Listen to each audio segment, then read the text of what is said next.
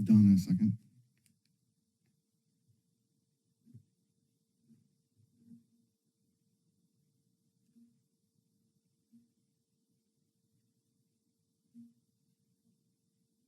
Oh, yeah, man, there we go. We're done. It's loading it.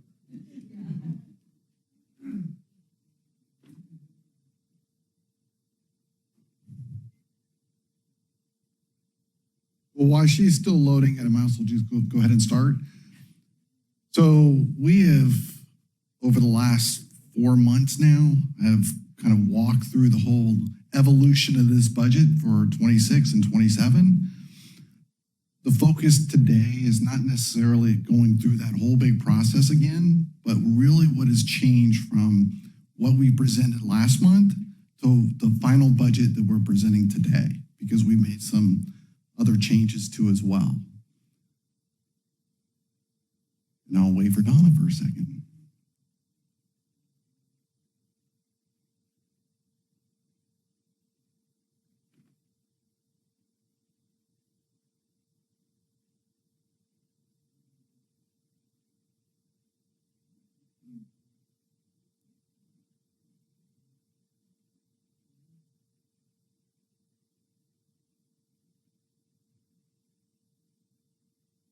All right.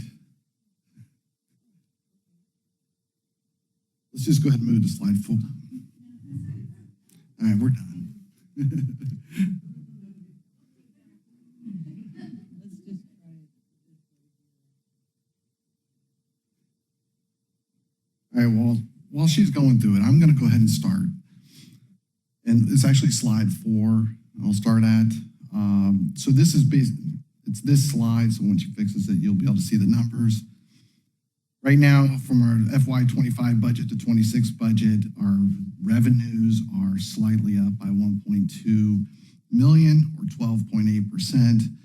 Our operating surplus, I'll say deficit in this case, actually does go up by 1.6, about 2.7%.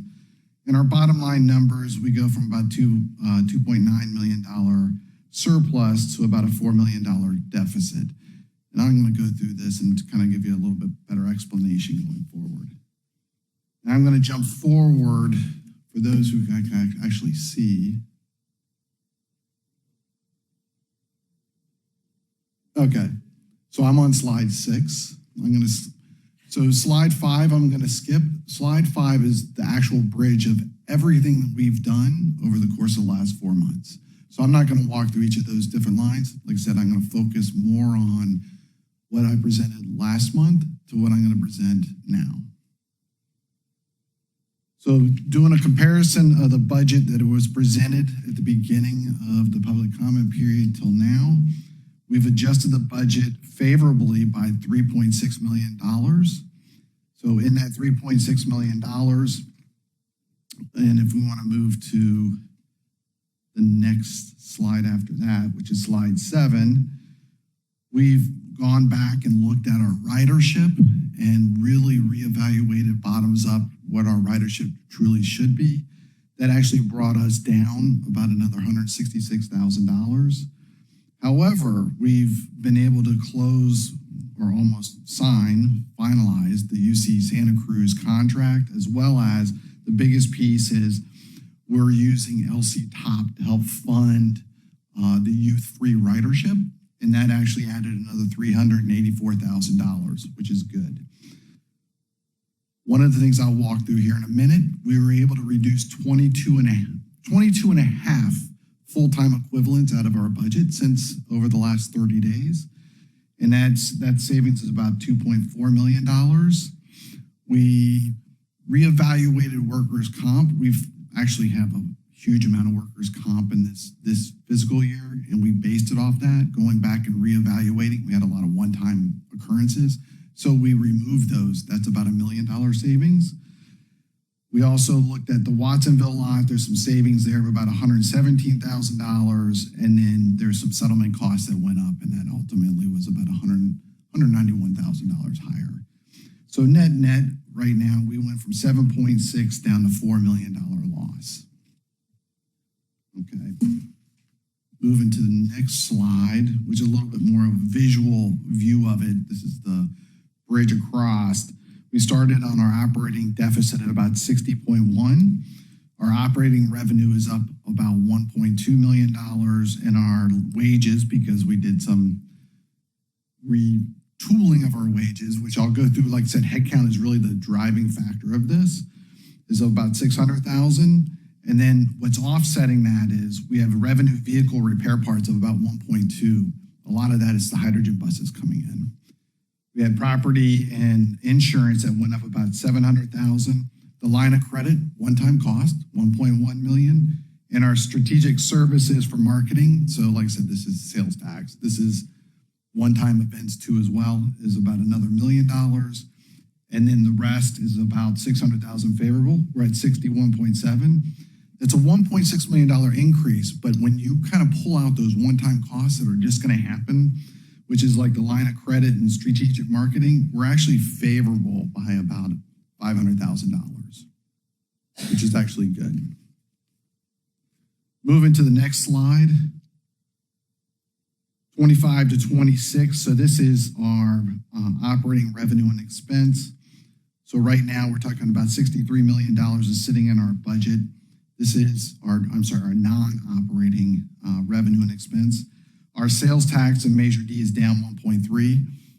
As I mentioned before, we're going 4% down year over year. We don't know exactly where we're going to fall at, but we're taking kind of the conservative approach that we're already seeing our sales tax coming in lower than what it was last year. So we're keeping that same kind of trend going forward. Cross our fingers it goes up, but right now it's 4% down. Our federal grants right now are down $2.6 million, primarily driven by TDA and SDA. And then, of course, we have retiree obligations and our bond, as well as some other revenue that's all slightly down. So we're going from 63 to 57. So that's a $5.3 million decrease year over year. So our other sources of kind of like revenue and so forth are going down. Let's go to slide 10. So on slide 10, this is just kind of a visual of where all our money is coming from. Sales tax and Measure D makes up about 39% of our money for our budget. Our fares and our special transit contracts make about 12.5% of the total. Go to the next slide. TURSIP is covering about 11.6. So this is to keep our buses, this additional service going forward. And then TDA is about 11.8. I'm not going to go through each of these, but you can see what they are.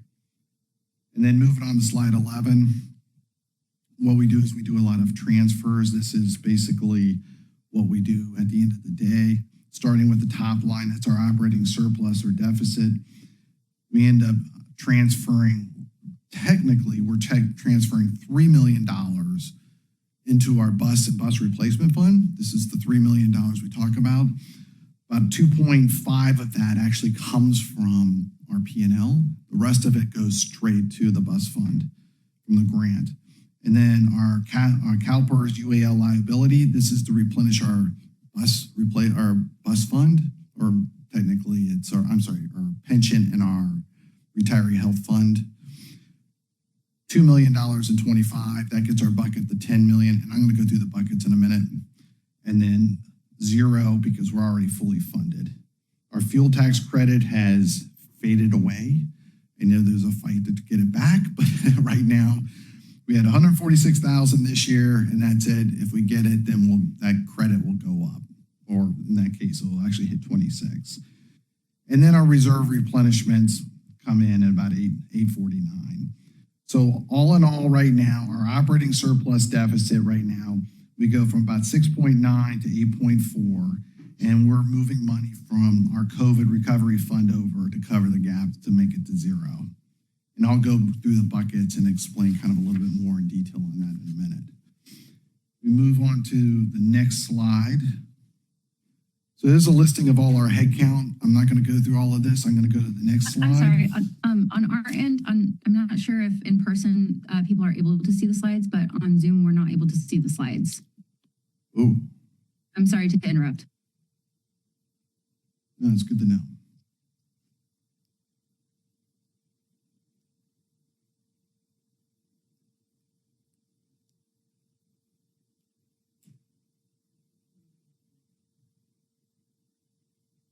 If you can look at the agenda online, right now the screen sharing isn't working. Great, thank you. All right, sorry about that. Yeah, I'm going to go to slide 13. So on slide 13, we are going from a budget account of 443 full-time equivalents down to 412.5 full-time equivalents. Since then, like I said, we came down 22.5 headcount. We've pulled out of the system or changed. Big drivers here is we've actually gone back and we need to reduce our bus drivers from 230 to 220. Nobody leaves. That's about where we're at today right now. So we're going to hold at that. We feel like that's the service we need is 220. So that's 10 headcount. They reevaluated the transit supervisors, and right now we pulled out 8 headcount. That was initially in the budget, so now we're down 8, and they can operate with all the transit supervisors that are currently employed right now in our operations department. So that's 18 of the 22. We defunded a few positions. That includes 2 that were in finance that we really didn't fill. We just had them in there. So we've pulled them out of the budget. So that's not there. And then what we did was we put back a half a person. We've hired now a new assistant director of procurement. And the person who is initially in that position, she's moved to Texas, but she's willing to help train. So she's only here for half a year. So that's why you have half a person. And ultimately, like I said, we brought that down 22.5 since our May board meeting. And then moving on to slide 15. Go one more slide after that. Oh, I'm sorry, it's 16. Yeah. So as part of it, as 26, we have to show kind of similar to 27. In 27, we go from about a $4 million loss to only 2.4 million. As, like I said, the one-time costs start to disappear. That would be like the $1 million for the line of credit. And we're still going to continue, at least for half a year, some of the marketing activities associated around the strategic marketing, i.e. sales tax. But that starts to go away, and that's primarily a lot of the drop at this point, that we're actually going from 4 million down to $2.4 million. That's really kind of the key aspect of it. And I'm not going to go through the operating budget risks. Went through that already, but I am going to go to probably the one people would like to talk about, slide 21. So let's talk about these buckets. The first slide you see in the buckets, this is what we are estimating the buckets to be as of Monday. So there are going to be slight changes in here, but for the most part, this is our projection. The top buckets right now are going to be fully funded. This includes our workers' compensation reserve fund, liability insurance, our operations sustainability reserve fund, and our cash flow reserve fund. So these are now fully funded. If you want me to stop, I can explain each bucket, but for right now, this is what it is. The bottom buckets, which are a little bit more variable, our bus replacement fund, that is 8.8. That's the $3 million that I talked about earlier that we replenish every year. Our operating capital reserve fund of $14.9 million. So that's major money coming in. Our COVID recovery bucket. So this is money that we have put in this bucket as we went through COVID that we knew we would use once kind of COVID was over to help keep us sustained and moving forward as an agency. And then the last is the UAL OPEB. That's the $10 million. We funded $2 million to finish up the bucket, now $10 million located in. So if I go to the next slide, where do we see ourselves 12 months from now? So all the buckets at the very top are the 2.6, the million, 21.6, and 3 have all just been replenished. So not a whole lot of change there, but for the most part, they are kind of what they are. What did change down below is our bus replacement fund is now 6.3 million.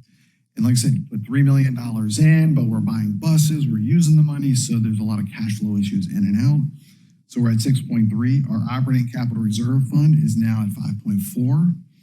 And our COVID recovery fund, which we talked about, we used some of that money, is now at 19.6. And our UAL and OPEB is at $10 million. And just to kind of give you an idea of, let me grab it here.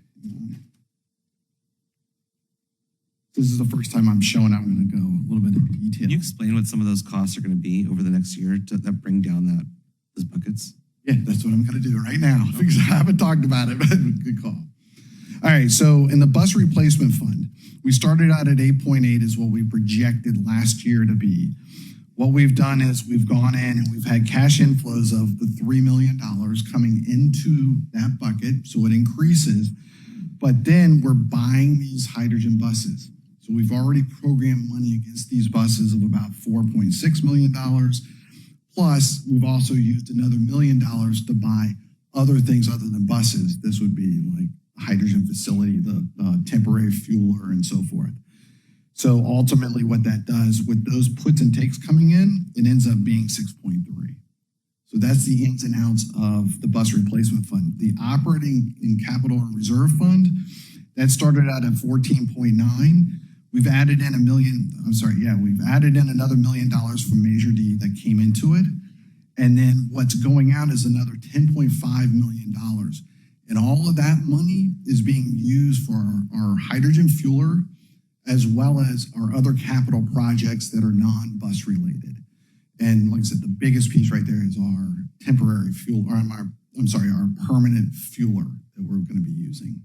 And I'll go through the capital pieces, here in a minute, but that's the piece that's going out, and that results in about a $9.5 million reduction down to about 5.4. And then our COVID bucket, where we're starting at $28 million, we have $3.6 million that is actually moving out of the COVID bucket to help fund some of the pieces in the $1 million that's in our operating capital fund, as well as our transfer to our bus replacement fund. And then also our cash outflows, we have $850,000 that's coming out to replenish those top 4 buckets, because like I said, they adjust accordingly a little bit.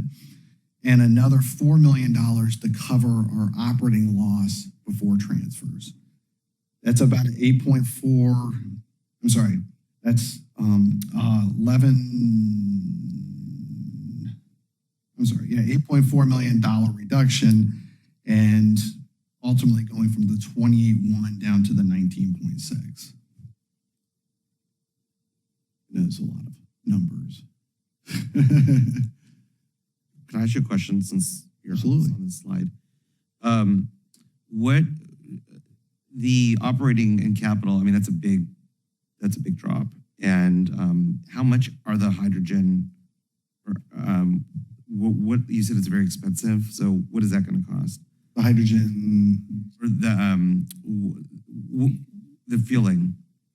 Oh, the fueling is going to be a lot. So that is one of the biggest things that's going to be driving year over year increases in our operating costs is going to be the fuel. And it's really, in 26, we are going to be testing our buses through 26, but we won't have the full rollout in 26, or at least maybe just in the very end. It's in 27, the fueling goes up, and it's probably going to be in the neighborhood of doubling our fuel costs in total.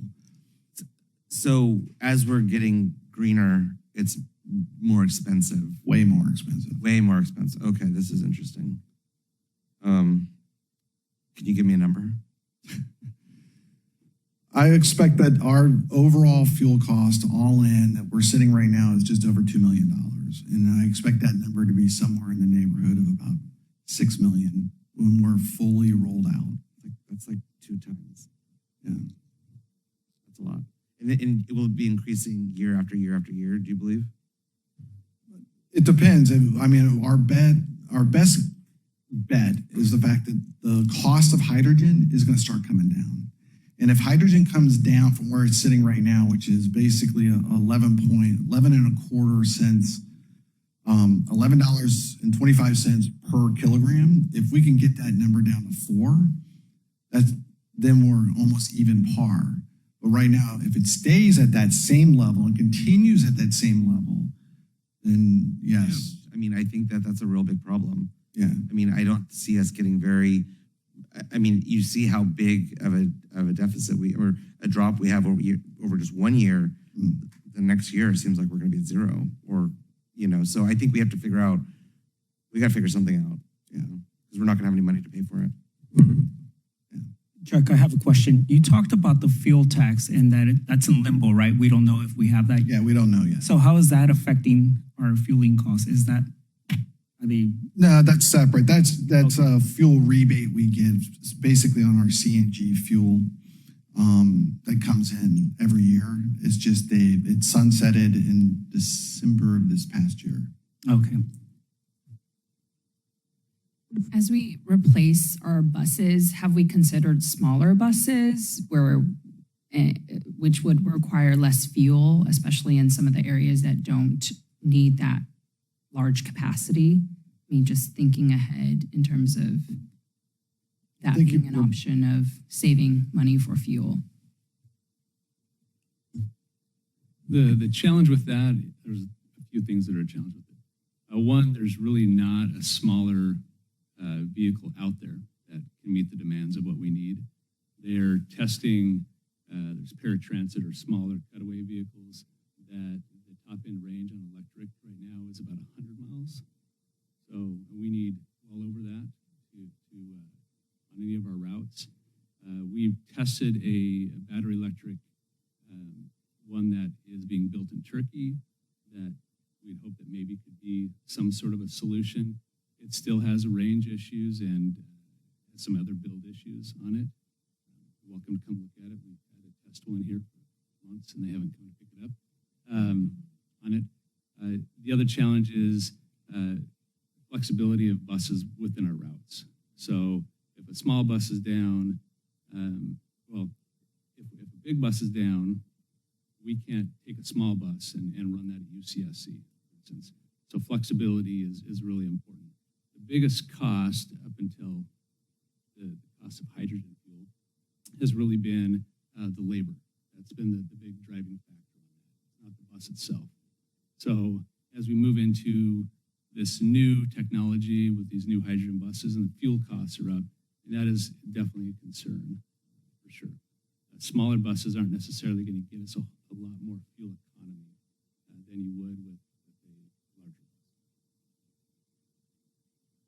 I had a question about the fueling again. Down in, I believe it's Riverside County, where they're using hydrogen buses currently.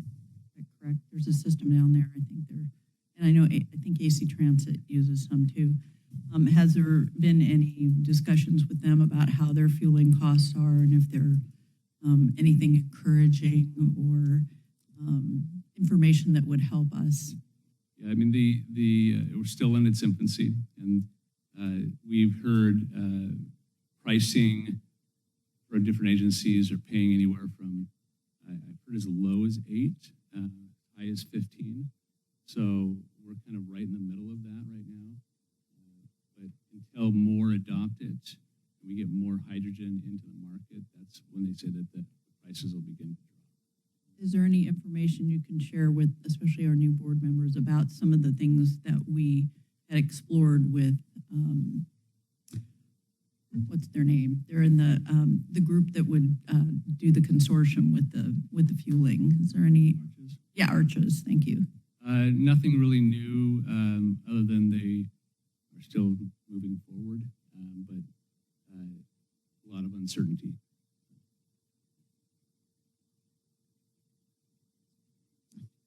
All right. I'm going to move on and listen to any more questions about this. Okay. All right, let's move on to slide. I'm just gonna go straight to 26.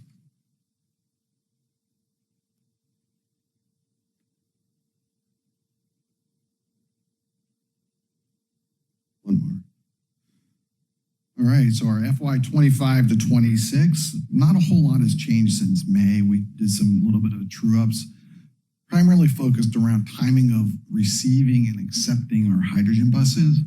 In fact, actually, we're going to change this later on too as well, because we're going to accept at least one this week, maybe two.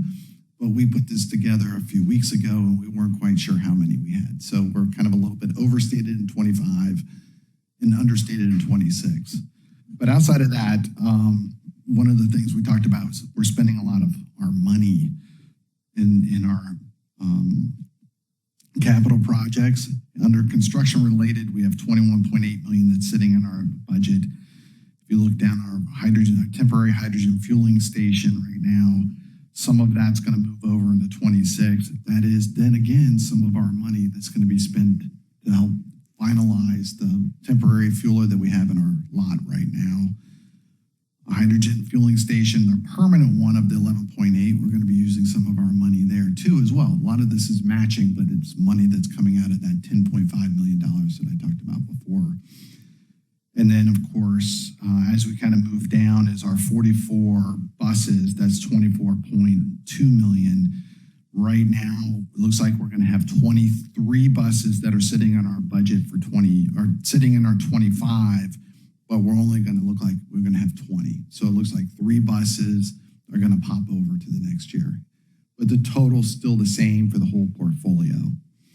And then our 60 hydrogen fuel cell buses, another $17.6 million. So those are the big numbers that are really driving the 26. And then if you flip to the next slide, down at the very bottom, we're expected to spend about 39 million. We're going to come in under, because like I said, there's going to be some shifting. And our FY26 budget right now is about just under $68 million. That's going to probably shift a little bit higher as we shift the money over. But our portfolio in total is still going to be about $123 million that we'll have approved with grants that are in place and part of our funding to help fund that to move forward. And that's our capital budget. Going to the next slide. The funding sources to cover all of this, 35% is TERSIP. So this is driven because they're paying for the buses, they're paying for the temporary fueler. So that's a big portion of it is the 35%. The VW grant, that's 16%. So of course, that's part of our buses that we get at, later on. FTA is covering about 16%. And then the big number right there is our operating capital reserve of 17% that we're actually using our money to help cover that, our matching portion of all this. And that's it.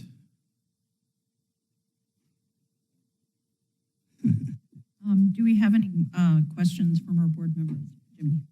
Thanks. I just want to be very clear about my concern. I think that, this year we're going to be getting by, but I have concerns for our future budgets.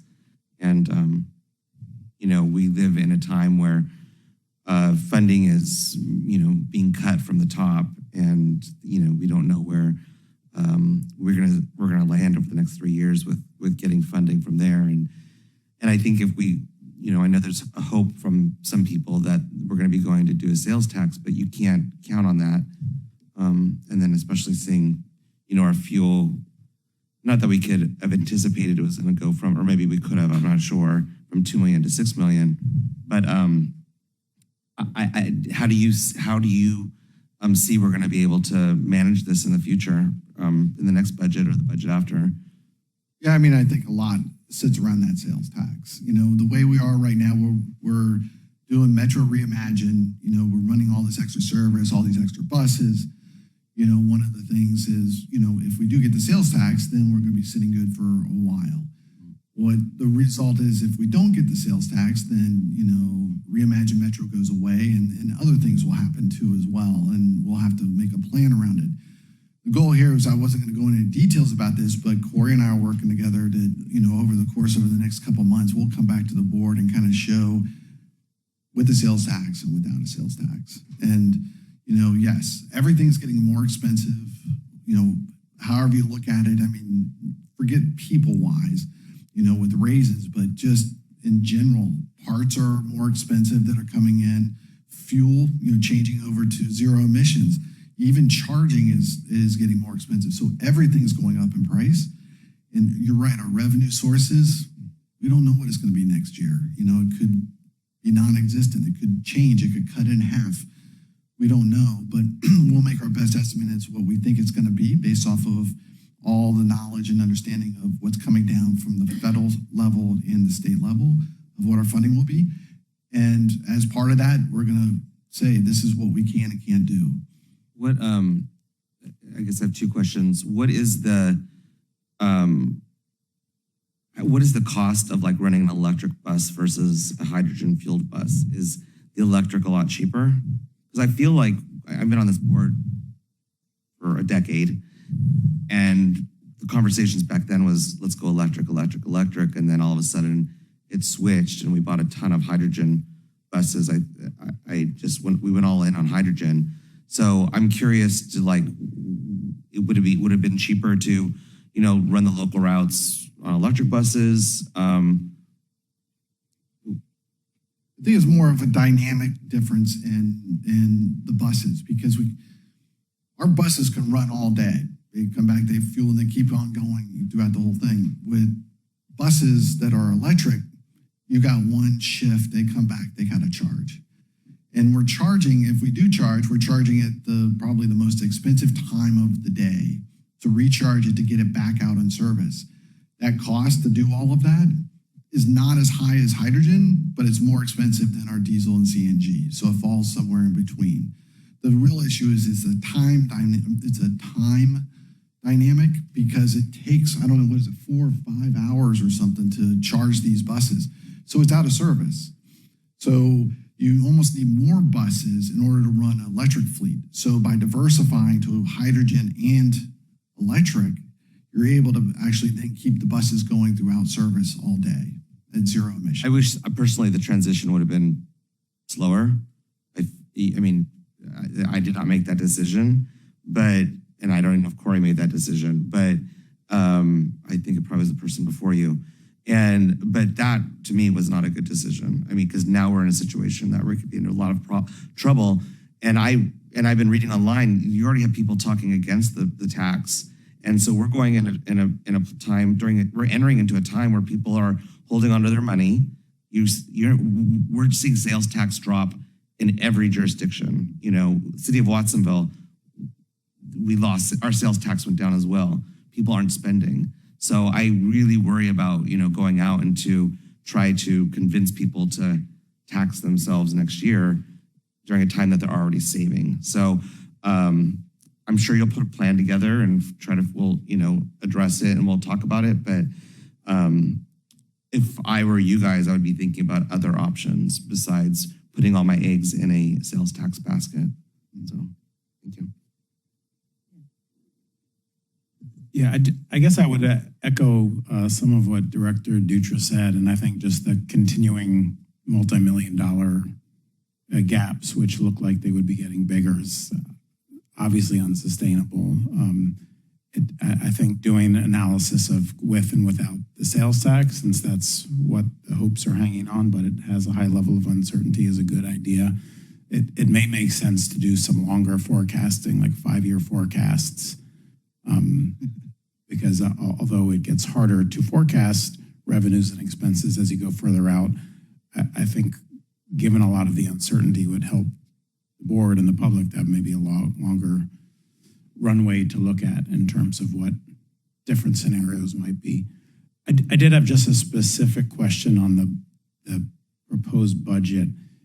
In May, there was one of the kind of significant changes was, in this regards, the number of bus operators was reducing by 20, or unfunding, I guess, by 20 operators in the next year because the buses aren't going to be ready, and then restoring the 20 in the following year. Now we have, it sounded like of the 22 and a half new net unfunded positions, there's another 10. So I just wanted to confirm that it's now dropping by a total of 30. And it looks like the restoration in the following year is not happening as it was projected in the previous month. So one, if you could just confirm that I've got that right. And second, what does that mean in terms of fiscal 27 not having as many operators as I think last month we thought we would be needing? Let me have Donna back up and I'll show you. Your numbers are pretty spot on. Go to slide 12.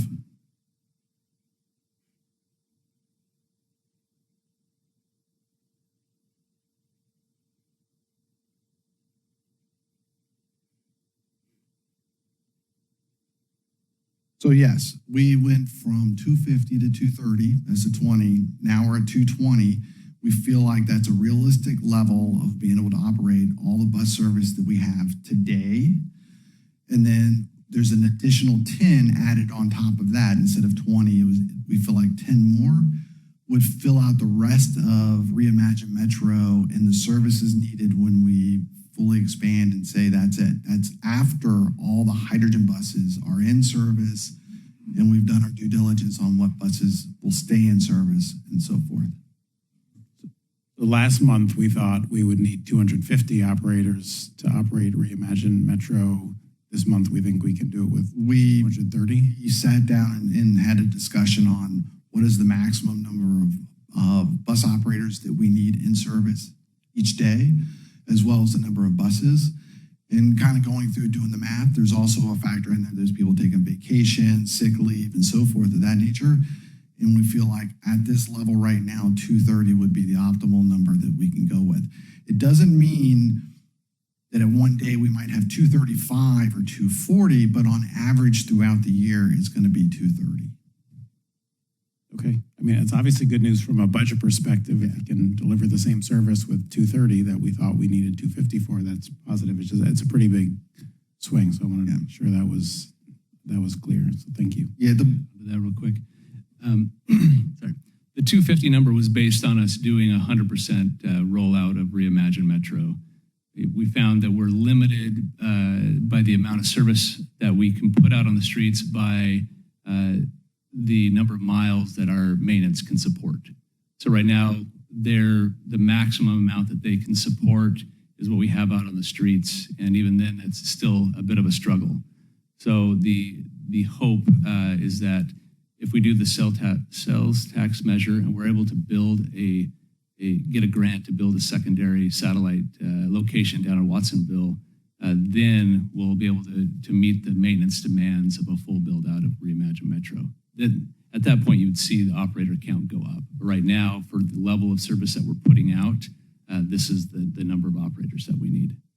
So the full build out of Reimagine Metro would be really many years out. It would be after a sales tax and then bonding against those funds, building a facility. Yeah, we're looking probably at a minimum of 3 years to be able to do the full amount. So right now we're at the max service that we're able to support through all departments. All right, thank you.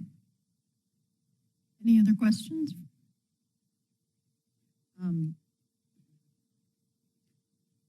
Do we have any written or oral communications or questions from the public? Thank you. If there are no other public comments, the public hearing is now closed and we will entertain a motion for its adoption.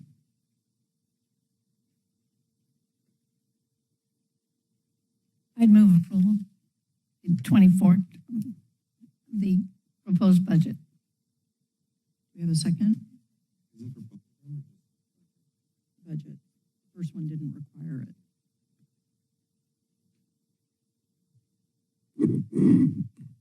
Thank you. We'll do a roll call vote. Aye. Director Dutra, Aye. Director Colin Johnson, Director Koenig, Director Leonard, Aye. Director Lind, Aye. Director Newsom, Director Orbach, Director Quiros Carter. Aye. Thank you, and the motion passes.